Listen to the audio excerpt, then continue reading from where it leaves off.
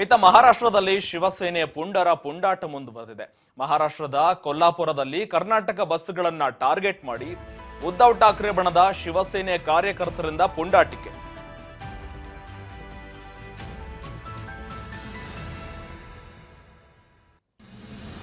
ಇತ್ತ ಮಹಾರಾಷ್ಟ್ರದಲ್ಲಿ ಕೂಡ ಶಿವಸೇನೆಯ ಪುಂಡಾಟ ಮೆರಿತಾ ಇದ್ದಾರೆ. ಕರ್ನಾಟಕ ಬಸ್ಗಳನ್ನ ಟಾರ್ಗೆಟ್ ಮಾಡಿ ಉದ್ಧವ್ ಠಾಕ್ರೆ ಬಣದ ಶಿವಸೇನೆ ಕಾರ್ಯಕರ್ತರಿಂದ ಪುಂಡಾಟಿಕೆ ಮೆರೆತಾ ಇದ್ದಾರೆ. ಕರ್ನಾಟಕ ಸಾರಿಗೆ ಬಸ್ಗಳನ್ನ ಟಾರ್ಗೆಟ್ ಮಾಡಿ ತಡೆದು ಪುಂಡಾಟಿಕೆ ಮೆರಿತಾ ಇದ್ದಾರೆ. ಕರ್ನಾಟಕ ಸಾರಿಗೆ ಬಸ್ಗಳನ್ನ ತಡೆದು, ಜೊತೆಗೆ ಸಾರಿಗೆ ಬಸ್ ತಡೆದು ಬಸ್ಗೆ ಭಗವಧ್ವಜವನ್ನ ಕಟ್ಟಿ ಪುಂಡಾಟಿಕೆ ಮೆರಿತಾ ಇದ್ದಾರೆ.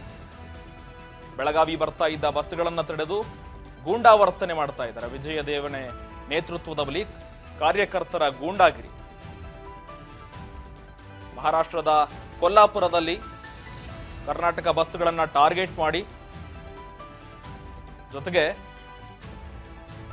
ಬೆಳಗಾವಿಗೆ ಬರ್ತಾ ಇದ್ದ ಬಸ್ಗಳನ್ನ ತಡೆದು ಗೂಂಡಾಗಿರಿ ಮಾಡ್ತಾ ಇದ್ದಾರೆ ಉದ್ಧವ್ ಠಾಕ್ರೆ ಬಣದ ಶಿವಸೇನೆಯ ಕಾರ್ಯಕರ್ತರು. ಕರ್ನಾಟಕ ಸಾರಿಗೆ ಬಸ್ಗಳನ್ನ ಜೊತೆಗೆ ಭಗವಧ್ವಜ ಕೂಡ ಕಟ್ಟಿ ಪುಂಡಾಟಿಕೆ ಮೆರಿತಾ ಇದ್ದಾರೆ. ವಿಜಯ ದೇವಣಿ ನೇತೃತ್ವದಲ್ಲಿ ಕಾರ್ಯಕರ್ತರಿಂದ ಗೂಂಡಾಗಿರಿ. ಕರ್ನಾಟಕ ಮಹಾರಾಷ್ಟ್ರ ಗಡಿಯಲ್ಲಿ ಈಗ ಆತಂಕದ ವಾತಾವರಣ ನಿರ್ಮಾಣವಾಗಿದೆ. ನಿನ್ನೆ ನಡೆದ ಏನು ಕಂಡಕ್ಟರ್ ಮೇಲೆ ಹಲ್ಲೆ ವಿಚಾರಕ್ಕೆ ಸಂಬಂಧಪಟ್ಟಂತೆ ಇದನ್ನ ರಾಜಕೀಯವಾಗಿ ಬಳಸಿಕೊಳ್ತಾ ಇದ್ದಾರೆ ಉದ್ಧವ್ ಠಾಕ್ರೆ ಬಣದ ಕೂಡ.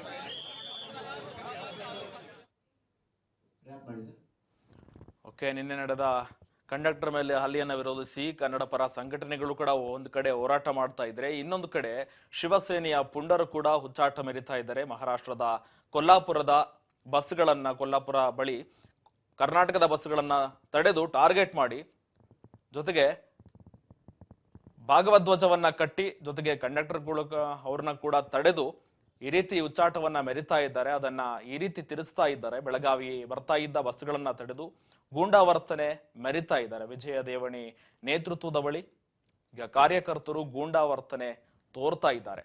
ಶಿವಸೇನೆಯ ಕಾರ್ಯಕರ್ತರು ವಿಜಯ ದೇವಣಿ ನೇತೃತ್ವದಲ್ಲಿ ಕಾರ್ಯಕರ್ತರಿಂದ ಅಲ್ಲಿ ಪ್ರತಿಭಟನೆ ಮಾಡ್ತಾ ಇದ್ದಾರೆ.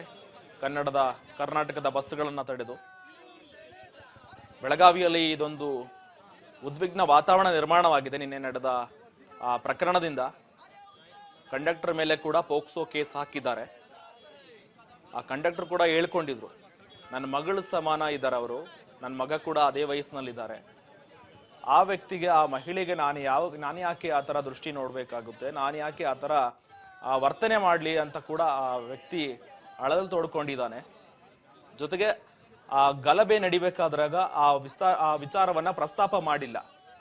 ಈ ವಿಚಾರಕ್ಕೆ ಸಂಬಂಧಪಟ್ಟಂತೆ ನಾನು ಯಾಕೆ ಆ ದೃಷ್ಟಿಯಿಂದ ನೋಡ್ಲಿ, ಈಗ ಲೈಂಗಿಕ ಕಿರುಕುಳ ಪೋಕ್ಸೋ ಕೇಸ್ ಏನು ಹಾಕಿದ್ದಾರೆ ಆ ವಿಚಾರದಲ್ಲಿ ನಾನು ಒಂದ್ ವೇಳೆ ಆ ರೀತಿ ನೋಡಿದ್ರೆ ಅದೇ ಸಂದರ್ಭದಲ್ಲಿ ನನಗೆ ಹೊಡಿಬೇಕಾದಾಗ ಆ ವಿಚಾರವನ್ನು ಯಾಕೆ ಪ್ರಸ್ತಾಪ ಮಾಡಿಲ್ಲ, ಈಗ ಕೇಸನ್ನ ಈ ರೀತಿ ಕೊಟ್ಟಿದ್ದೀರಾ ಅಂತ ಕೂಡ ಅಳಲು ತೋಡಿಕೊಂಡಿದ್ದಾನೆ ಕಂಡಕ್ಟರ್.